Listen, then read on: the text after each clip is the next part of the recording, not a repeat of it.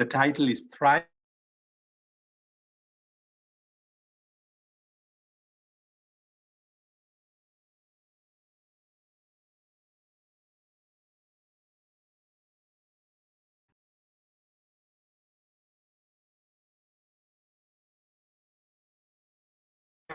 Web event I wanted to host and feature Rhonda of the Fearless Living Institute, and I felt that the time ever. And so welcome everyone. I'm really excited to have you. We've got people from really all across the country that have joined us. And Rhonda, I know you there, and yes, so I am not sure, Salim, you keep going in and out. So I have my camera on now. Yay! Yay! So I have my camera on. Rhonda, can you good? Yep, I got my sound check. Yep. And why don't we actually also ask a question?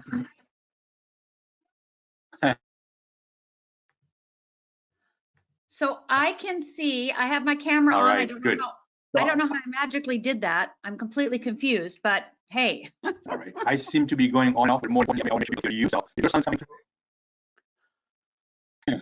It works. All right, good. Let's get started. Some housekeeping stuff, folks. Very simple.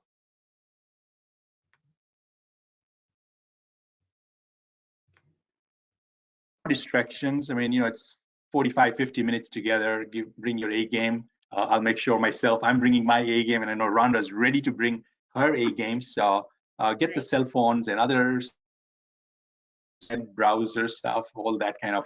Give us your undivided attention, because you are gonna get so much from our time together. It's 100% content, nothing to offer other than to come and serve you during a time where we are experiencing real issues, real uncertainty, real chaos. And so that's what this is going to be about in 45, 50 minutes. I encourage you to ask questions. There's questions, things that are coming in your mind that you want to just kind of get it out. Do that. We'll do the best to answer your questions. I've got a few questions that I've lined up for Rhonda, and she's ready. She's ready to rock and roll. So a little bit about her. She was named America's favorite life coach. She's a repeat Oprah guest and Emmy Award-winning master coach. She's changed lives in over 600 episodes of reality television, author of 4 bestsellers, including her seminal work, Fearless Living, and she's a founder of the Fearless Living Institute. I've known Rhonda for 5, 6 years. It's been amazing. She's an amazing person and ready to kind of serve you during this time. So Rhonda, are you ready to rock and roll? I am ready to rock and roll. All right, let's do it. So what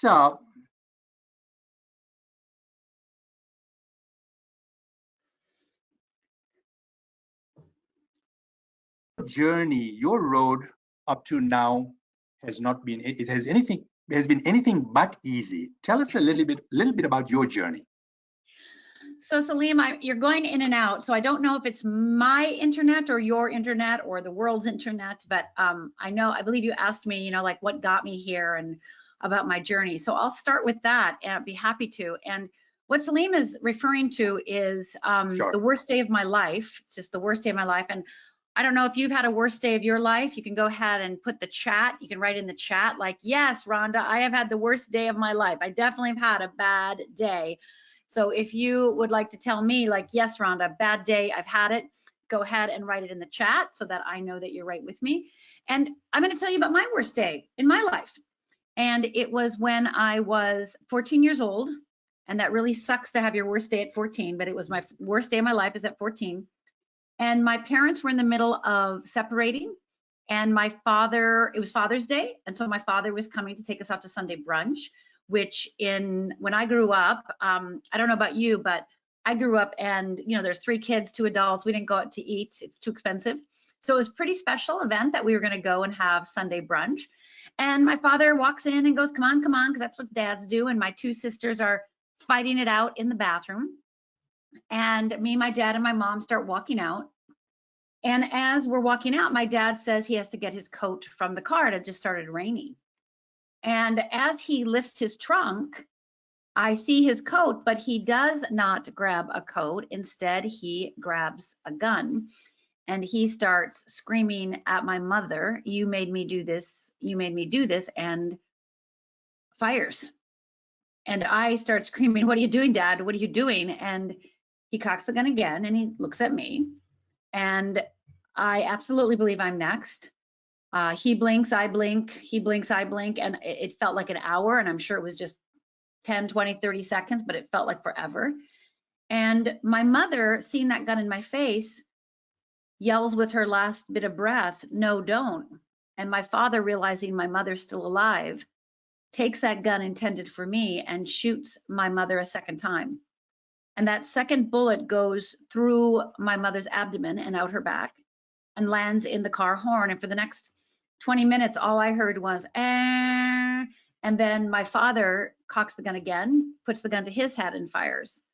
So within a matter of 2 minutes, I was the sole witness of watching my father murder my mother and commit suicide in front of me.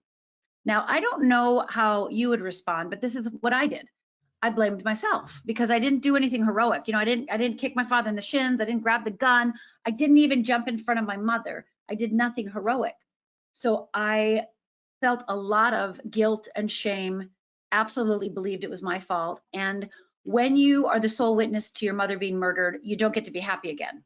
So happiness basically was not on the table for me anymore in my mind. But you know, that day, I think we've all experienced this, that we pretend things are okay when they're not. And that's what I did. I split myself in two. And on the external, when I'd go to school or meet anybody or see anybody and they'd ask how I'm doing, I'd be like, "Fine, fine, I'm fine." And I acted fine. I pretended everything was fine. I pretended everything was fine. I was fine. The world was fine. I was fine. And internally, though, so there's external, internal. Externally, you know, like we fake our way through life. I was faking my way through life. And internally, I was beating myself up. I had a lot of guilt. I had a lot of shame. I thought maybe I was damaged, like there's something really wrong with me. I definitely felt like I was not good enough. And so during the next 20 years, you know, I went to college, got a scholarship, discovered alcohol, started drinking, became an alcoholic, got 3 DUIs, tried to kill myself 3 times. And when I was in the hospital, because that's where they put you in the psychiatric ward after 3 suicide attempts to see if you're crazy. And when they deemed me not crazy and they let me loose and I went home to my little studio apartment, I realized that I'm not good at killing myself and I got to figure out a different way, because if I'm not dying, the way I've been living doesn't work. This doesn't work. And even though during those years, I have been a self-help junkie and a spiritual human being since I was very small, and I read my first self-help book at the age of 12. So during all those years, it wasn't that I was just sitting by and doing nothing. No, I was going to therapy, I was going to workshops, I was reading books, I was doing trauma therapy and EMDR and shaman work and energy healing and inner birth, you know, inner child work. You name it, I did it. And it was all lovely and it was wonderful and it gave me a lot of skills and tools, but it did not take away the feeling that something was wrong with me. It didn't take away that feeling that I had in the middle of the night. And so when I woke up and ended up being in my studio apartment after my 3rd suicide attempt, and I'm not dying, and all of that stuff was nice. Like I said, I loved it all, still love it. But it didn't take away that feeling. I told myself that I've got to figure out another way. And I sat down and I started making up exercises for myself. Now, mind you, I wasn't proud of this. I thought I must be really damaged enough to make up exercises for myself, but that's what I did. I made up exercises for myself. And I started to do those exercises every day, and they started to help me and support me and move me out of that feeling. And then as I was doing those exercises, I started building a relationship and an understanding of fear that I never had. Because during those 20 years, I never said I'm afraid or I'm scared. I didn't have any relationship to fear. Fear I didn't even understand it. It didn't even resonate with me. So the fact that when I started creating my exercises and I started discovering fear and how it really worked, that was mind-blowing to me. It was really opened my eyes to how fear is so insidious and so invisible and so silently and I'll say insidiously again, attempts to run our life every day, every hour, every minute. And so I set about to figure out how fear works, how to process fear, and how to transform fear, how to transcend fear, how to move beyond fear. And so that's what I do today. I really teach people how I changed my life, but more importantly, since then, I have been doing this for now. I started Fearless Living 25 years ago, and I have been creating exercises and putting people through certain programs to support them in mastering fear, and it works, not just for me, but for thousands and thousands and thousands of people. So what I know to be true is that when you understand how fear works, when you understand and build a relationship with fear, everything changes.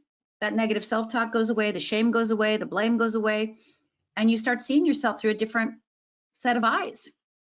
And that is a miracle, and it's a miracle that can be achieved by anybody. Wow. I mean, as you were sharing your story there, your journey, Rhonda, I mean, I had chills go up my spine, literally. And that's such a horrific thing at the age of 14 to witness that and to come out of it and become the person you've become from it. Tell us about what's happened in the past couple of months. How have you responded to the craziness, the uncertainty, like our lives have, I don't have to say it, personal lives, business lives, our livelihoods, like everything is kind of just turned upside down. How have you handled that? What's the advice you can give to the folks that are on the line today? Absolutely. Well, I have a couple exercises to share that I've put myself through and my clients through and my students through. So I'll share those in a minute. And, I was made for this moment, right? Like in the sense of, I understand how fear works. I understand. It doesn't mean that there's not some real things to be concerned about, some real worries. I mean, obviously the world is changing and we have to look at it through realistic eyes. But we also have to understand the difference between what's actually facts versus the fears that we're making up about it. Because we're always trying to get meaning to our life. We're trying to make meaning. We're trying to make sense of our lives. And that's just us as human beings. We just want to make sense of everything. But when we're trying to make sense of everything and we're trying to create meaning, we make up stories. We create stories around it to make sense. That's what we do. I got to make sense of this. I'm going to tell myself a story. The challenge is the brain doesn't know. Let me tell you a few things about the brain. The brain doesn't know the difference between a made-up story, an imagination story versus reality. It doesn't know the difference.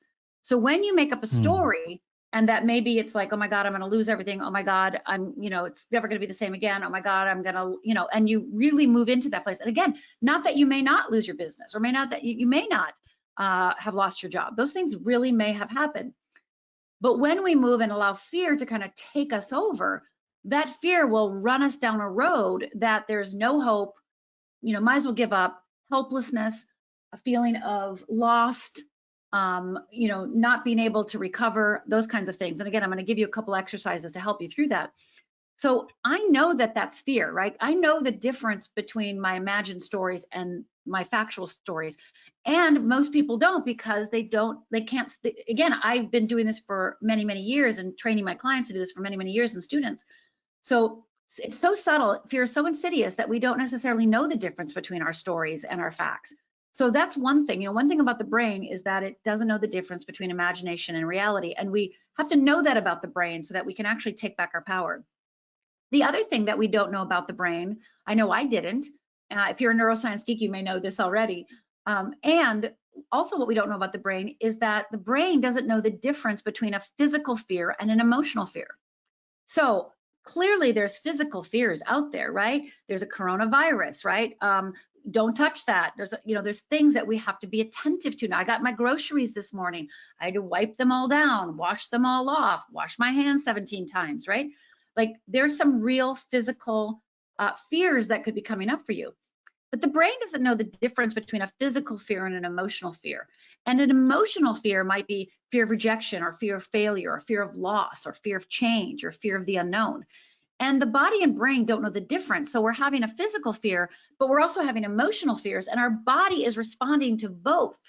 We might be getting physical sensations, we might be getting a backache, And that may have nothing to do with our physical fears, it's our emotional fears. The other thing about the brain that I know to be true is that when the brain is faced with the unknown, when the brain is faced with a decision and a choice, and we have to decide, okay, wait a minute, how am I going to take care of myself today? How am I going to take care of my family? You know, just the decisions that we're making every single day. The brain automatically, it's wired to do this automatically, unless we're really awake to it, our brain will automatically look in the past for a solution and bring that solution into the present, crossing our fingers that it gives us a different future, right? And the brain automatically does this in order to save energy, and we are really energy machines. So the brain goes, oh my gosh, Salim and Rhonda are alive, so I must be doing an awesome job keeping them alive. So we have to use the past decisions we've already made because I know those work. And the unknown for fear is literally, it activates us, it triggers us, and we are literally in the midst of the unknown. So we must make the unknown known, and we also must release those things that are unknown to us that we can't know. So, you know, how I've been processing it is, one, doing my exercises, which I'll give you a couple right now. But more importantly, I understand how the brain works. I understand the seduction of giving up. I understand the seduction of helplessness. I understand the devotion, the seduction of, you know, feeling helpless. I get it. And so I am making sure that I'm taking care of my brain. I'm making sure that I've got my mindset, that I am in charge of my mindset. I'm also making sure that I'm doing self-care, because the other thing that I've noticed in the people I've talked to is that, you know, because we're not normally aware of fear, right? Like we don't walk around going, I'm afraid or I'm scared, like I said before. Right now, the world, we're seeing our own fears, right? For the first time, maybe we're starting to recognize our fears. We're starting to see our fears. Our fears are palatable, and the world's fears are palatable, right? And so in that, when we have our fear kind of like up, and maybe for the first time really that we're seeing it in this way, we can start seeing, and we will start seeing, the cracks in the foundation of our life, right? Like the things that are not working about our life. You know, if you're in a relationship that you have been kind of seesawing with, it's going to be really clear what you want to do. If you don't feel like you have enough money in the bank and you're not feeling secure about your business, that crack is going to show. Now, it's not bad to have cracks. We just want to start addressing the cracks. And not only do we want to start addressing the cracks and filling the cracks up and not deny them anymore or pretend they're not happening, we actually want to take the time to actually build a strong foundation. We want to build a strong foundation. And one of the ways to do that, of course, and I'm going to give you the exercises in a minute, is to actually do self-care, because right now, Salim, the world is very fragile. We're very fragile. And, you know, kind of self-care is going out the window for so many of us.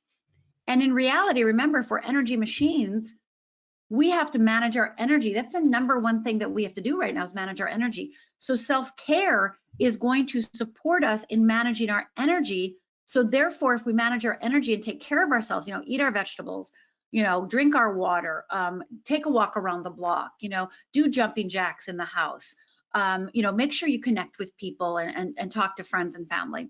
When you do that, what you're actually doing is creating more resilience, creating more energy. So you have more resilience, and you are stronger, and you are more capable of making powerful and impactful decisions.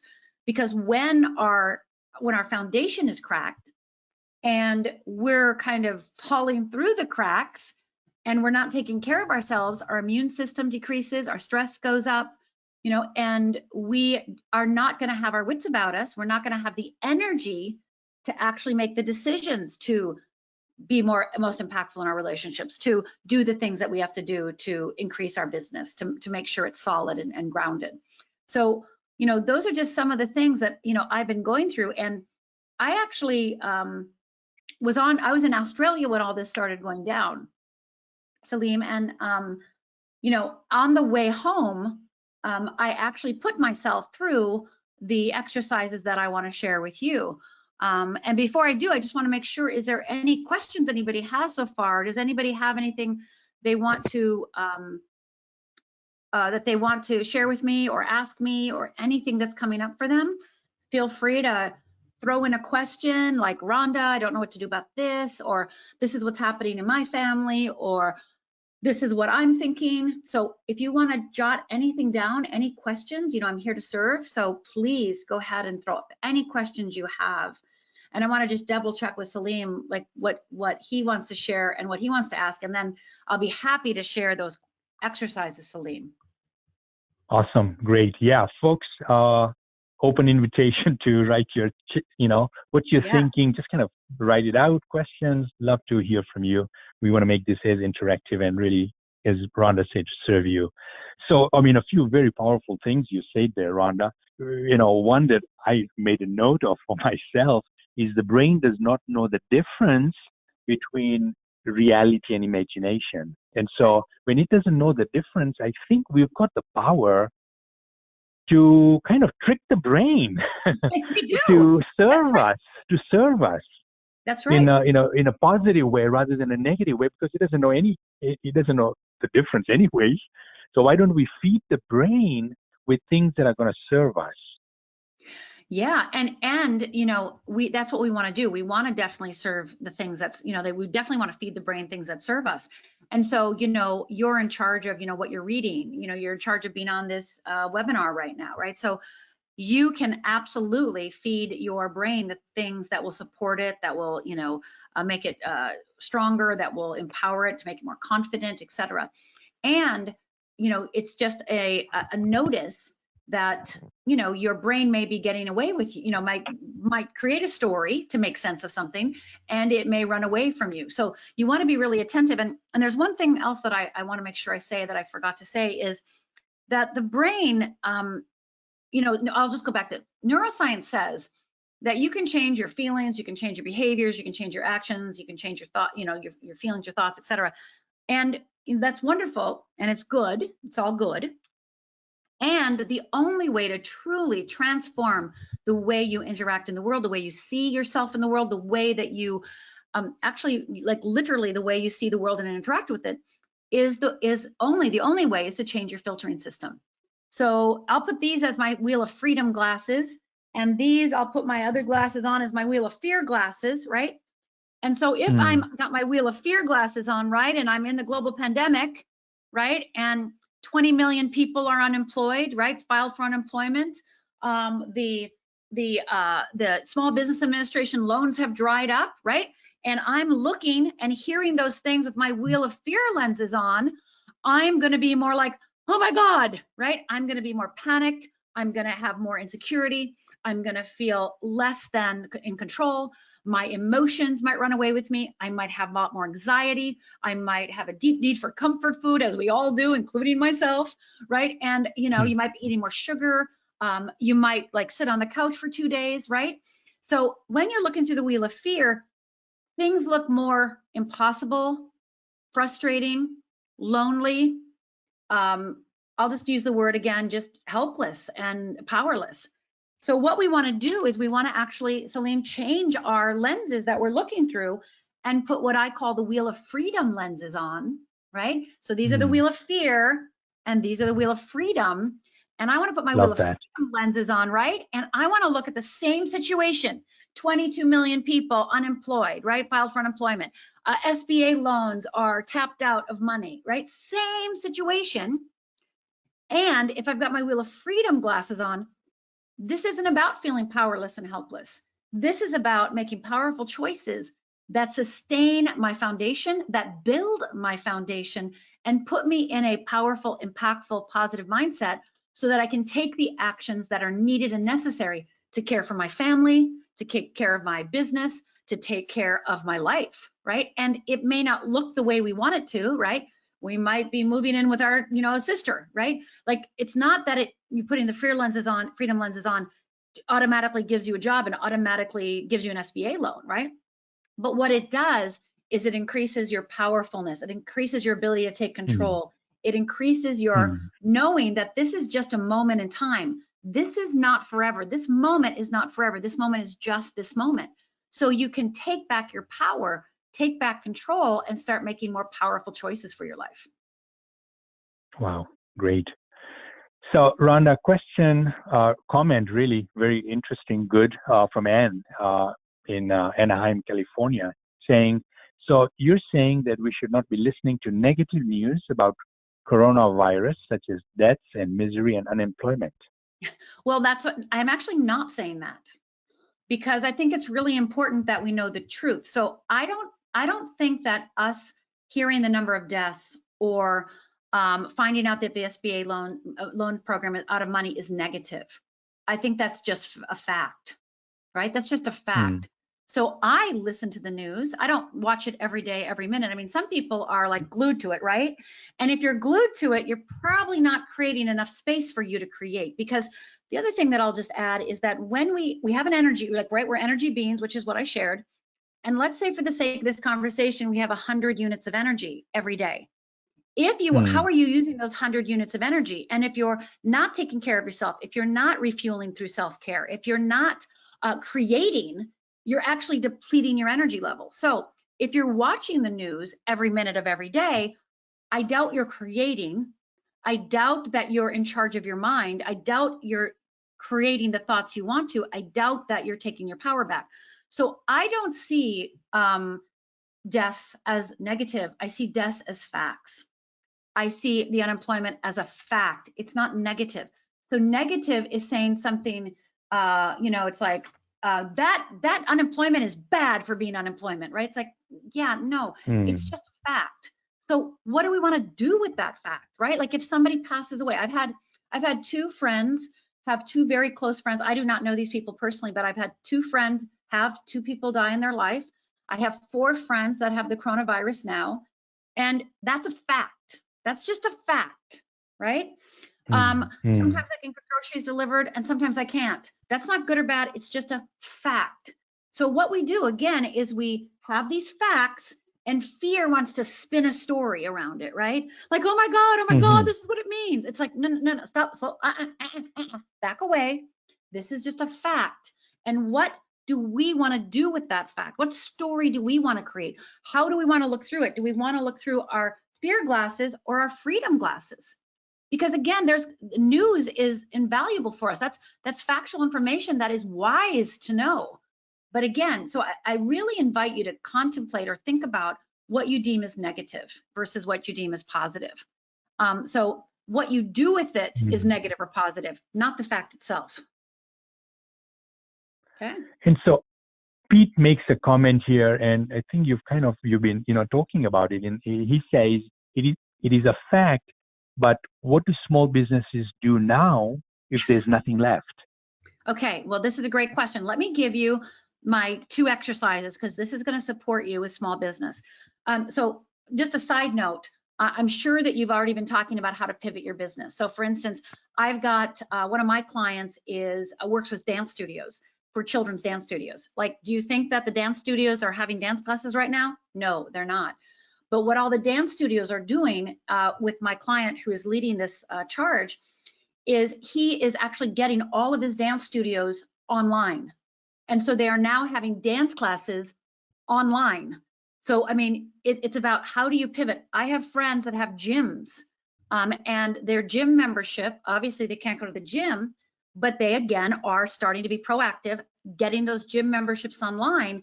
And I talked to one of my friends the other day that has a gym, and he hasn't had one cancellation because he's over communicating. That's one of the number 1 things I want to tell you about small business. I want you to over communicate with every client you've ever had. I want you to reach out to every client you've ever had any way that you can, whether it's phone, email, text, etc. Because you want to basically ask them if they're okay and how are they doing. This is a relationship building time. This is a huge relationship building time. You want to anchor those relationships. I'm personally doing Facebook Lives every single solitary day, 7 days a week. And I'm doing that so that my community can hear my voice every day and have the voice of sanity, have the voice of freedom, have the voice of fearlessness. So we don't want to sit there and go, oh my God, my business is over. It's like, yes, I get it. Some businesses will not come back. That's correct. They won't. But your business may not be that. And are you kind of thinking outside the box, pivoting your business to kind of figure out how you can run your business in this atmosphere? You may not run it the same way, right? I personally had to cancel 4 live workshops. I had 3 speaking events canceled. That was hundreds of thousands of dollars for me, right? And it's like, what can I do right now? And let me give you an exercise, and I think this is going to help. So grab a piece of paper, and in the middle of the piece of paper, draw a line. Okay, so grab your piece of paper. Hold on, Rhonda. Yep.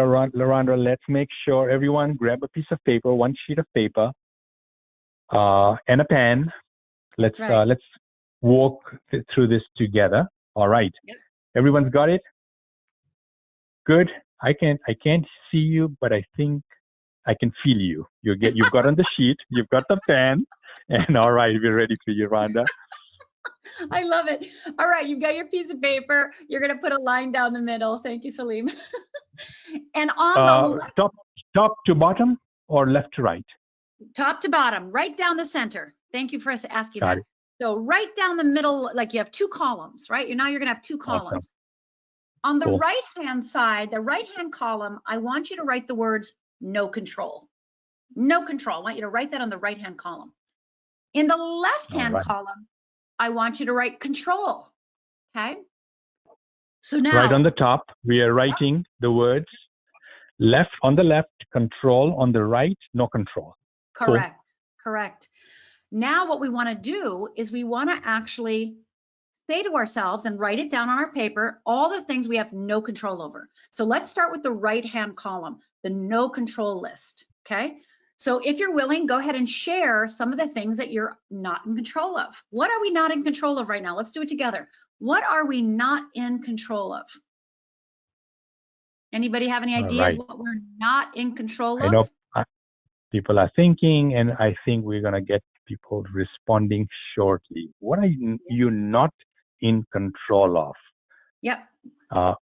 What are you not in control of? What are the kinds of things you're feeling helpless about? And so here are the answers coming in. Making money, the weather, the pandemic, says Christine. So making money is actually in your control, but we'll talk about that in a minute, because there'll be aspects that are out of your control and aspects that are in your control. The weather, yes, you're not in control. The pandemic, not in control. Vaccine, not in control. Yolanda says, when the pandemic ends. Dawn says, changes to essential service businesses. Irfan says, business environment. Carrie says, other people. Yep, other people's opinions of you. Other people, yep, we're not in control of them. Yep, that's right. We're not in control of when the vaccine happens, right? We're not in control of that, right? So we're not in control of when N95 masks are produced, right? We're not in control of, when paper towels are getting restocked, right? We're not in control of that. Unless you're in charge of that, you're not in control of that, okay? Now let's go over to the... We're more, and just a few more, other people's attitudes, SBA loan approvals, sometimes unhappy, complaining clients. So, awesome. Yes, and you actually the last one we may have control over. Yeah, so let's do, because complaining clients and upset clients, you probably have some control over. So let's go over to the list now of things you are in control of. What are you in control of? What are the things that you are in control of? What is in your hands? What can you make an impact on? What do you have power over? What's within your circle of influence? Dr. Stephen Covey's circle of influence, circle of concern. What are the things that you've got control over? So answers flying in. Christine saying my feeling, Anne saying my own happiness, Brenda saying the way I spend my time, Anne saying my attitude, Christine saying feeling confidence, Brenda saying my thoughts, Marcel saying my decisions. So some of those things, let's talk about thoughts and feelings. So yes, you're also in control of whether you sleep or not, excuse me. You're in control of whether you drink water. You're in control of whether you're exercising. You're in control over whether you're stretching. You're in control of what you watch. You're in control of what you listen to. You're in control of whether you're connecting to people. You're in control of whether you're asking for help, right? You're in control of, what Facebook groups you look at or what social media you do. You're in control of, what your attitude is with your family and friends, right? You're in control of all that. Now let's talk Yep, about and more answers just Sure. flying in just to kind of make sure we capture every, the input folks are giving. Joe from Canada saying, how can I serve my clients? Irfan saying my health and safety. Yolanda saying changing business practices to fit the current environment. Joe saying we're really in total control over what we want to do. Yeah, absolutely. So let's just talk about thoughts and feelings for a minute, okay? Because I want to make sure that I know that you understand this, but I'm just going to remind you, right? So remember, thoughts go through us really quickly. We don't make up all our thoughts. Our thoughts just go, pew, right? So we are not in control of necessarily all the thoughts that move through us, but we are absolutely in control of all the thoughts we choose to court, that we choose to focus on, that we choose to grab onto, the thoughts that we choose to make stories about, right? We have control over all those things. Now, feelings, the same thing. Feelings move through us. I might have a feeling of loss, right? I might have a feeling of sadness. Those are totally human and totally appropriate right now. And then you get to decide what story you want to make up about it. What do you want to do with those feelings? Do you want to just let them move through you? Or do you want to grab them and make it a powerful, positive story? Or do you want to take yourself, like, oh, this means I'm going to lose everything, right? So you are not necessarily in charge of the feelings and thoughts that move through you, but you are absolutely in charge of the feelings and thoughts that you indulge, grab onto, court, make stories up about, right? You absolutely are in charge of your decisions, and you definitely have influence over your clients complaining. Somebody had said, put that in the no control column, and you actually have some control over that, right? Because as I said a minute ago, you want to actually over communicate to your clients. You actually want to be ahead of your clients. You want to be saying things and doing things before they ever ask, right? You want to be answering their fears and their questions before they ever think of them. So if you're emailing them every day, I strongly encourage, if you're not emailing them every day, I strongly encourage you start upping your emails. If you have access to social media and that's one way that you reach to your clients, I really highly encourage you to start posting and connecting that way. If you're not comfortable on video, I ask you to kind of get over that and let's connect with our clients. And again, if that's appropriate, some businesses is not appropriate for it. But if it's appropriate for your business, your job is to actually be the leader, the voice of reason. Because as the military in 1987 created something called VUCA. And they studied how they got VUCA was they studied what happens to people during war. Okay. And what happens in people during war is exactly what's happening now. And it's called VUCA. And it's VUCA. Okay. So V stands for volatility. We are in a volatile environment, right? U, uncertainty. People are feeling uncertain, right? C, chaos. They're feeling chaotic, right? They're feeling chaos. And A is for anxiety. They feel anxiety and they have ambiguity and anxiety and anxiousness, right? So that's how people are feeling. That's how we may be feeling and our clients are feeling. But what they determined is that we want to switch in order in the middle of war, the leaders move from VUCA, they want to move from VUCA to something they called CALM, C-A-L-M. And that is what I've actually been having calls with I train certified coaches. Again, I have students in my Fearless Living Institute that learn all about fear and how to master it. I have private clients. And what I've been doing with my coaches is I actually taught them what I'm teaching you right now, VUCA, to CALM. And CALM C stands for clarity. So everybody right now wants clarity. You can give your clients clarity. You can give your employees clarity. And again, it may not be, we're going to open on this day, but you can help them have some clarity. You can give clarity, right? Assurance. All of your clients, your team need assurance that you are coming up with solutions, that everybody's in this together. Like they need to be assured that you're on top of it. L, leader. So right now, all of us, me, you, need to step up our game. And whether we feel like it or not, whether we're having a bad day or not, we've got to be the leader of our community, of our business, of our restaurants, of our stores, of our clients. We must be the leaders. And then M is movement. We've got to stay in movement. So again, whether that's an email, whether that's a Facebook Live, whether that's just a phone call to your most important clients, most client customers, you need to be asking everybody how they're doing. We're on my day right now, I'm on 40 days. Today is day 40 for me being in lockdown. And, reach out to your clients. Even if they've been your clients 5 years ago, reach out to them. Ask them how they're doing. Make movement. So we as leaders want to move from VUCA to CALM, C-A-L-M, clarity, assurance, leadership, and movement. And that is going to give you, again, more empowerment, right? And you're in control of that, by the way, because I haven't even finished that exercise yet. So it gives us more control of our environment, and it gives us a focus, right? It gives us our focus. Okay, right now, okay, can't be worried about what isn't happening. I have to focus on what is possible and what is happening. I've got to get some clarity. I've got to assure everyone around me. I've got to be the leader, and I got to get moving, right? So that is what we are in control of.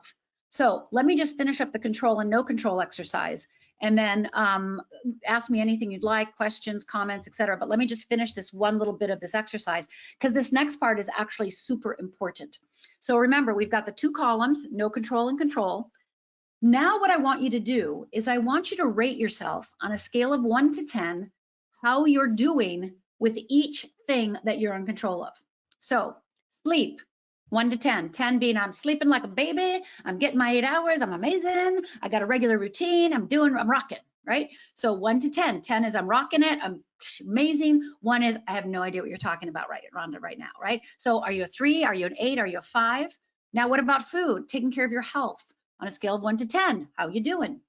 Connecting with people, scale of 1 to 10, how are you doing? Asking for support, asking for help, 1 to 10, how are you doing? Like, how are you doing with your mindset? How are you doing with that self-care, right? So how are you doing connecting with your family and friends? How are you doing connecting with your clients, your students, your team, right? So everything in your control of, you want to rate each one a scale of 1 to 10, okay? So you're going to be working on this. 10 meaning you're 10 awesome. meaning you've got full control. You're on it. You've got full Awesome. control of it. Full control. You're awesome. You're doing it like a champ, right? 1 is I have no idea what you're talking about, right? A 3 is like, well, I'm kind of doing it a little bit here and there. 5 is I do it half the time, not half the time. 8 is, well, I'm doing it more, but not all the time, right? So rate yourself on a scale of 1 to 10, okay? So just quickly do that. And again, you're going to keep doing this exercise probably after we get off the line, because you're going to add to it. Now, I want you just to quickly look at the scores that are on the left-hand column. I want you just to average it out in your mind. You don't have to do any math. We're just going to guess. So you got some 8s, you got some 6s, you got some 3s, you got some 2s. What is for you the average score that you have when you look at all the things you're in control of? And I want you to write that in the chat. So go ahead, and on a scale of 1 to 10, on average, how are you doing with the things you can control? How are you doing? Just average it. Don't have to do math. Yeah. So quickly, Rhonda, what are the categories Jake's asking? Just kind of quickly go over those. The things they're in control over. The things you're in control of. So what are you in control of regarding friends and family? For instance, are you in control? You're in control of asking for help. How are you doing? You're in control of connecting every day with somebody that you love and somebody who loves you. You're in complete control of getting, asking for your needs to be met, asking for what you need to hear, right? You're in complete control of whether you're eating vegetables or not. You're in control of what you're putting in your mouth, right? You're in control of what you're consuming on the internet or on TV. You're in complete control of sleeping, unless you have a toddler or a baby. You may not be fully in control of that, but you have more control. If you have no little ones around, you have more control. You have control over whether you're emailing your list and reaching out to your clients or your students. You have control over what you tell people, what you're telling your clients, what you're telling your team.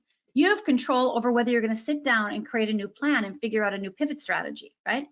You're in control of breaking down your business and seeing which parts can be saved, which parts need to be changed, and which parts are you going to put aside right now, right? You're in complete control of that. So think about health, think about family, friends, your finances, what you're spending, what you're not spending, probably in pretty good control of that. You're in control of that. Again, you may have a partner that is part of that, but you have control over part or parcel of that, if not all of it. So money, health, business, family, friends, emotional, like So I taking care see of your the emotions. answers, Rhonda, the answers coming in 9s and 8s, 7s, a few 6s. Those are the answers that are coming in from people saying what they're in, the average score for what they're in control of. Well, that's incredible. I've been talking to, I've probably spoken to 30, if not 40 groups in the last 4 weeks. And the average of everyone who has been in these groups, and they're dentists, they're lawyers, they're small business owners, you know, they're leaders of some sort, they're on average 5s and 6s. So if you're doing anything above a 6, you're doing incredible. And I want you to double check, are you telling yourself the truth? Not that you're not, it's awesome if you are. And how well are you doing? If you're being a champ and doing 8s and 9s and 10s, awesome, great. But also don't be ashamed or embarrassed that you've got some 5s, some 3s, some 6s, again, because this is a very volatile time. It's very emotional. It's going to trigger us as well. So we've got to take care of ourselves exquisitely so that we can support and take care of others, right? And be the leader that we are. So great work if you've got anything above a 7. And if you've got less than a 7, which most people do right now, awesome. Admit it to yourself and just try to move those scores up just one little bit at a time. One little bit at a time. Because this is what I promise you, Salim, is that when you focus on the things you can control and make progress there, the things that are out of your control will recede in the background. They won't impact you as much. Yes, they're going to still be there, but they're not going to decide your day. They're not going to decide your mood. They're not going to decide your attitude. It's not going to decide your actions. Because when you're in control, then you have the energy and the fortitude and the resilience to actually take the actions that are needed and necessary to make you feel empowered and powerful again and put yourself back in, you know, in charge of your life, so to speak. That is huge, what you just said, huge. Focus on the things that you have control over and try to notch up that score higher.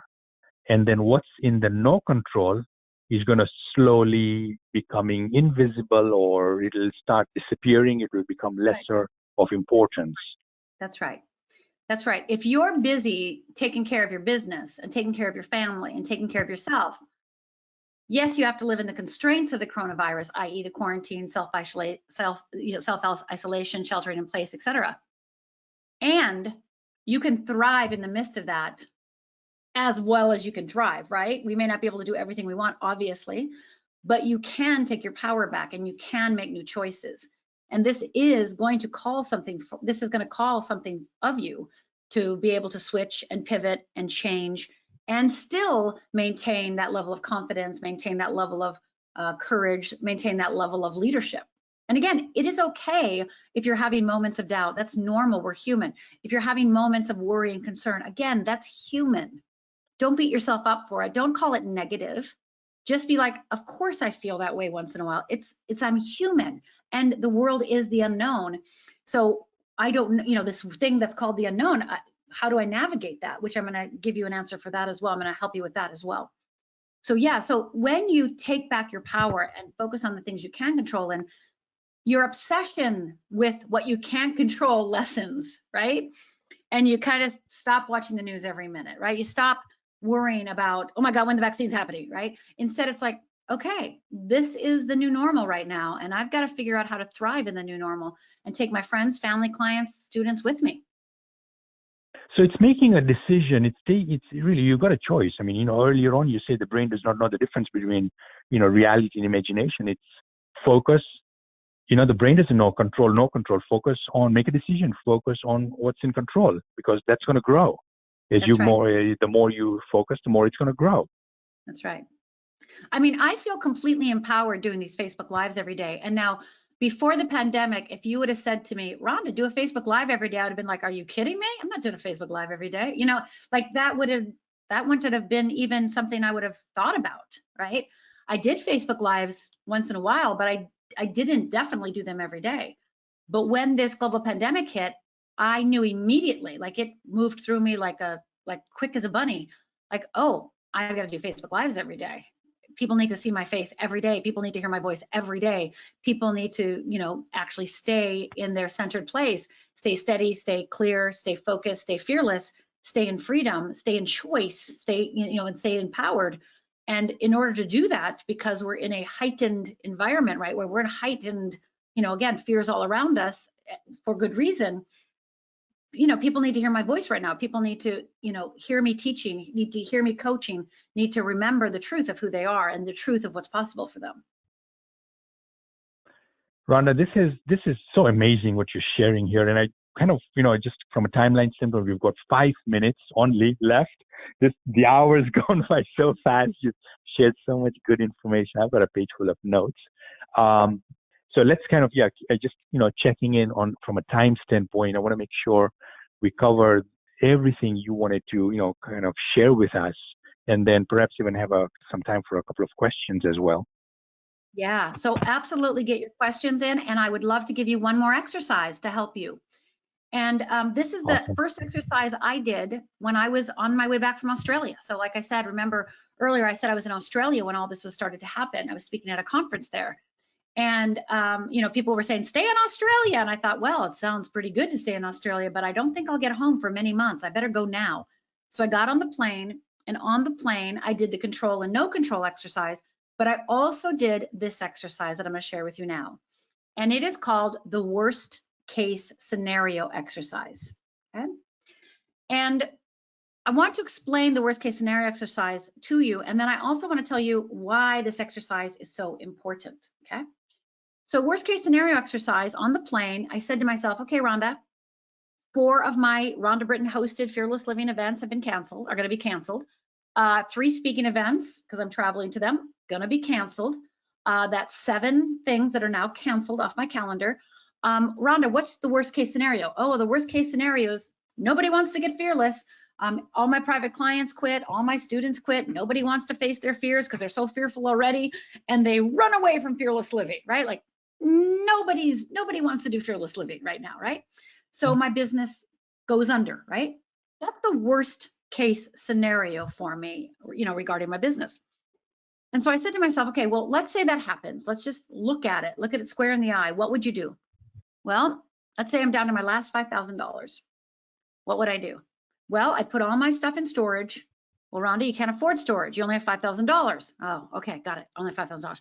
Okay, I'm going to put all the things that I own on the front lawn of my house and give it away. And I am going to pack up my Prius. Thank goodness I have a Prius right about now. And oh, by the way, I checked the gas tank, have 3/4 of a tank. Boom, I'm good to go.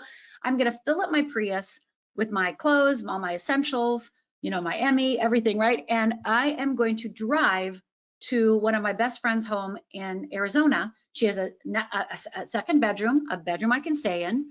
And I would hang out there until I got enough resilience and enough movement, and I'd probably move to another family member's house, right?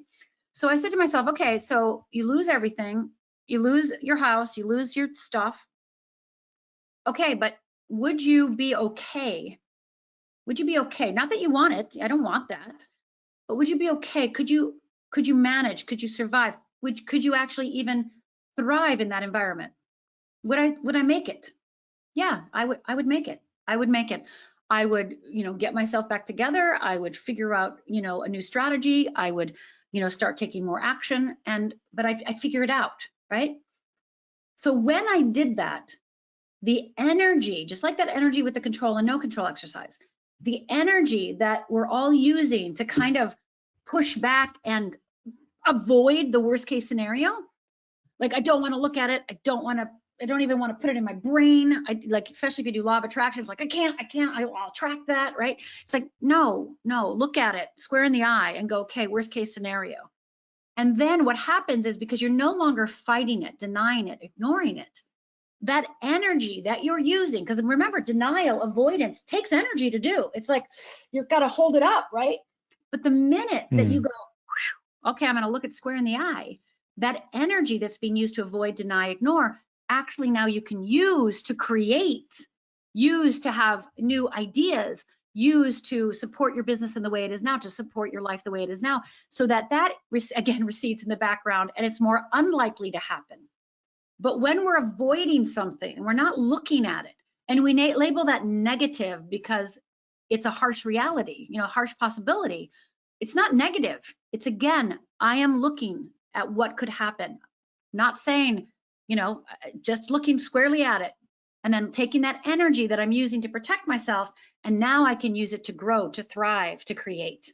And so I want you to use all the energy that you can to create more life, right? To create more hope, to create more possibility, to create more confidence, not using your energy to avoid, deny, ignore, because that's what you do when you have your fear glasses on, right? When you have your fear glasses on, that's what we do. We ignore, we deny, we avoid, we ignore.